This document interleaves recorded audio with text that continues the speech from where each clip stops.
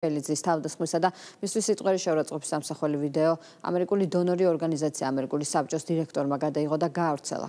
როგორც იკვლევა ნინო შველიძე, რომელიც მათიკაშვილს მიუნხენის აეროპორტში დაესხა თავს, ორგანიზაცია ამერიკული საბჭოს სამხრეთ კავკასიის რეგიონული დირექტორის ტიმოთი ბლაუველთის მეუღლეა.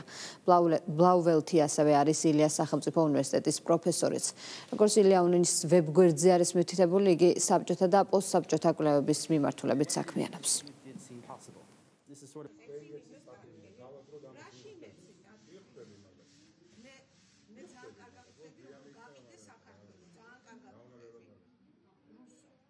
ღირსეული კოლეგის ჩანაწერი გამოაქვეყნა თავიდან ვითომ მოქალაქემ და გაგრძელდა ეს ამ აღშფოთებული მოქალაქეების ვითომ სერიიდან. ამ დროს ვნახეთ, რომ რეალურად ესეც ერთ-ერთი რომელიღაცა არასამთავრობო დამფუძნებელი თუ რაღაც წევრი, რომელიც აქ ესე ვთქვათ აქტივისტად იყო ჩართული ამ დესტრუქციაში, რაც პარლამენტის შენობასთან ხდებოდა და ვნახეთ ის მარაზმი შვილებთან ერთად რა იკადრა, როგორ იკადრა თვითონ თავის შვილებთან ერთად და ბატონი დავითის ოჯახთან ერთად.